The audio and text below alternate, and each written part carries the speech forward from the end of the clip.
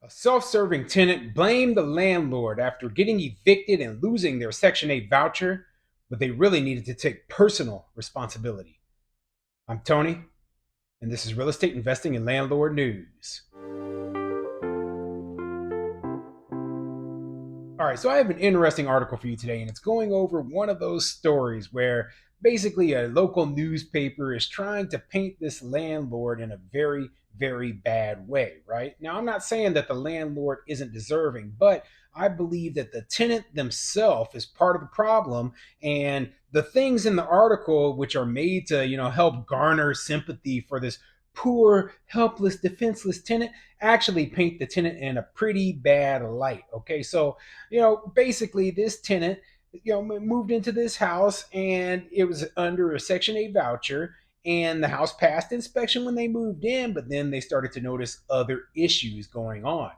The problem was, though, that they claim the landlord didn't fix those issues. And rather than waiting for the landlord to fix them, the tenant decided, I'm just not going to pay rent anymore. I'm just going to just stop paying rent. And then, therefore, the landlord should have to fix it, right? Right? Wrong. That's not the way the law works, at least not in the state where they live. And the result was that tenant got evicted, lost their Section 8 housing voucher, and the landlord, moves along and does business elsewhere. So yeah, before these tenants they get these bright ideas in their heads, maybe they should look at themselves and say, hey, maybe we should follow the law, maybe we should follow the rules, maybe we should do a little bit more thorough inspection ourselves, and we won't have these sort of issues. So before I get into the article, go ahead, hit the like and subscribe button, maybe leave a comment down below, and let me know what you think. As a landlord, have you ever dealt with tenants who are 100% oblivious and, basically self-serving, refuse to take responsibility, and, just want to think that you're greedy, selfish, etc., without ever taking a look in the mirror and realizing that, hey, maybe they're the cause of their own problems? Now, I'm not saying I have dealt with a lot of tenants like that, but I have had to evict tenants who refuse to pay me rent before, and that's what I think of them. I think that they believe in their minds that somehow they are in the right. And the truth of the matter is that you don't get anything for free. You don't get to stay in my place for free, just like you don't get to keep your car if you don't make the car payment. Okay, so you being evicted is the result of that. And I'm not being evil. I am just doing what I have to do to run my business. So anyway, let's get into this article because it's quite interesting. This article is coming from WREG.com, and it says, problem solvers.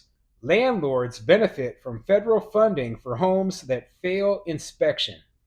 Yeah, and the article is written in a very pro tenant perspective, right? And I think what they were trying to do is, say, oh well, you know what, the house, it didn't pass inspection, and this landlord's a bad guy, etc. Right? But like I said, a lot of what ends up being covered in this article makes the tenant look pretty dumb. But anyway, let's get into it.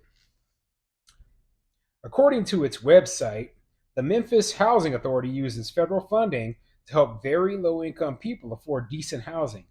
In Memphis, that means about 4% of the population gets help from MHA. A WREG investigation found some of those homes may not be safe.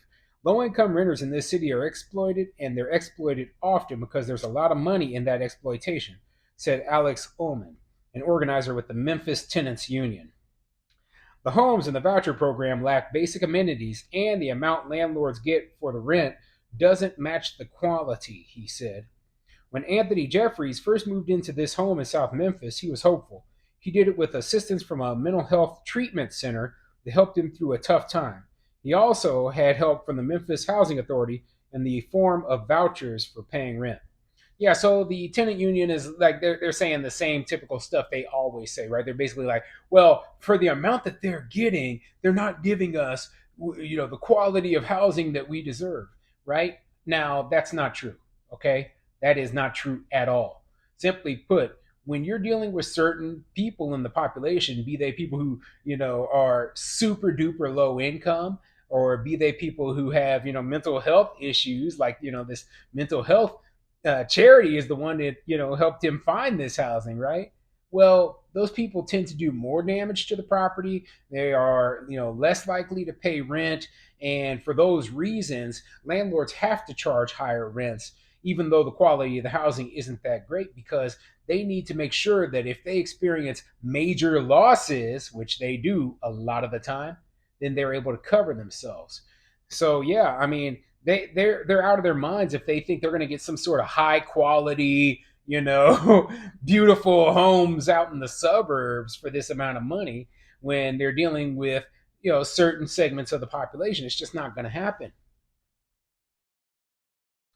According to MHA's Landlord Guide, the Housing Choice Voucher program is a federally funded program that assists very low income families, the elderly, veterans, and disabled families.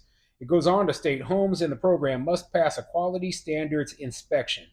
Documents obtained by the problem solver show Jeffrey's home at 2096 Riverside Drive passed an inspection before he moved in, but once he was there, he found multiple issues. All the wood is rotten. This kind of rotten where you can smush in your hand. He got water leaks inside the house, he said. He called MHA to complain. In an email to the landlord, Justone Jackson, MHA said they were scheduling another inspection to check on the front porch, doors, bathroom, and kitchen for issues like rotting steps and locks not being secure. So, yeah, they did an inspection, okay? They went in there and they said, oh, well, this place is livable. Once he moved in, he noticed some stuff. And guess what? It now doesn't pass inspection. Now, this really is on the fault of the housing authority who, inspected the place in the first place, and they said it was good enough, and simply put, if it wasn't up to snuff, okay?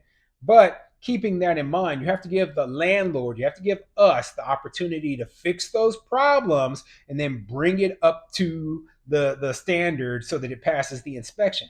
If you don't give us that opportunity, then you have no right to complain. If you just immediately like, oh well, this sucks, and I'm just not paying my rent. Well, you know what? Maybe you should be evicted.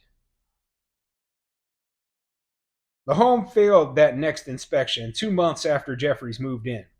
We asked Ullman how a house could pass MHA standards 2 months before failing. That's a great question to ask and something we see all the time, Ullman said. He said MHA doesn't do enough to regulate landlords.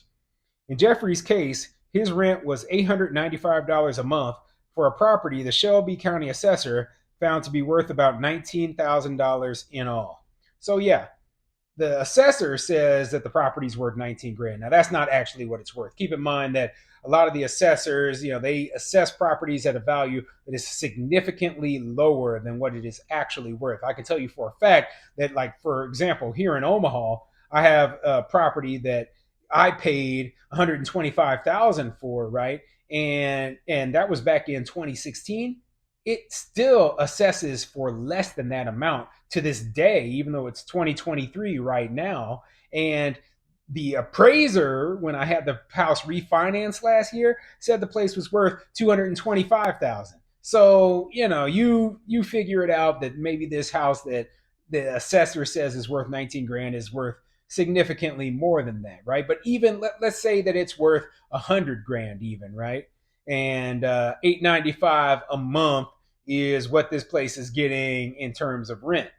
And they think, well, that's too much. No, no, it's not. Okay, like I said, because of the quality of the tenants that you're dealing with, you're oftentimes going to have significantly more damage to the property, significantly more times when rent isn't paid on time or at all, and that is why we have to charge these higher rents. Now, there are a lot of landlords out there who buy these super duper cheap properties in not so great neighborhoods, right? And it is their whole strategy to put Section 8 tenants in there and, basically cover, just make a huge cash flow profit. And that is a great strategy for some landlords, not for me, because to me that's too management intensive and too much trouble. I don't want to deal with all that government. I don't want to deal with all the really bad tenants. I don't want to deal with extremely old, dilapidated properties. But some landlords like doing that, and that is exactly what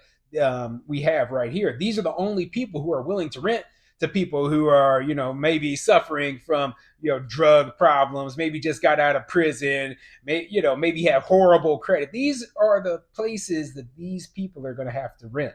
They're not going to find a place in the nicest neighborhood. Unfortunately, the tenant screening is too high for them, and this is what they are stuck with. Jeffrey's voucher pays most of his rent, but he is responsible for about 10%. But he said his landlord didn't fix the issues he'd reported, so he stopped paying his $122. He thought that would send a message. If that wasn't enough money to fix his house with, why do we even have this program? Jeffrey said. Instead, Jackson, the landlord, decided to send Jeffries a message and evicted him for not paying his portion. He didn't stop there. As we were talking to Jeffries near the home the day after his eviction, the police arrived. At least 4 officers and multiple squad cars were parked outside the home. We heard the landlords tell officers he felt unsafe. The WREG problem solvers asked Jackson about Jeffrey's rental situation and why he didn't make updates to avoid failing inspection. He wouldn't comment. WREG has spoken with other voucher recipients in similar situations, living in conditions that they think shouldn't have passed inspections. So, yeah, whether the place, didn't pass the okay, so let's say there are those problems in there. Like I said, you have to give the landlord an opportunity to actually make those repairs. You just can't stop paying the rent. Like, oh well, no, this floorboard is rotted.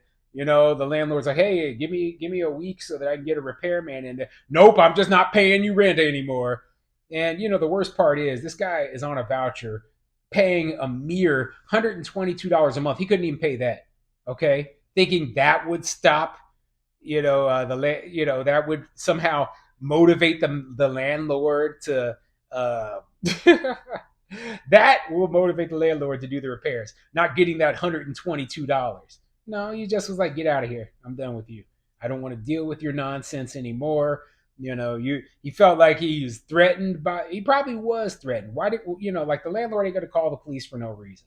Okay, so I personally think that this tenant is sitting here making excuses for why he didn't pay the rent, making excuses for all the problems he's causing, and the landlord is just sitting here like, hey, I'm not providing the Taj Mahal here. You're getting a very basic home for a very low rent, and you should be happy with it.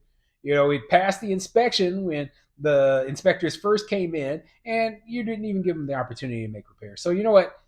You're at fault.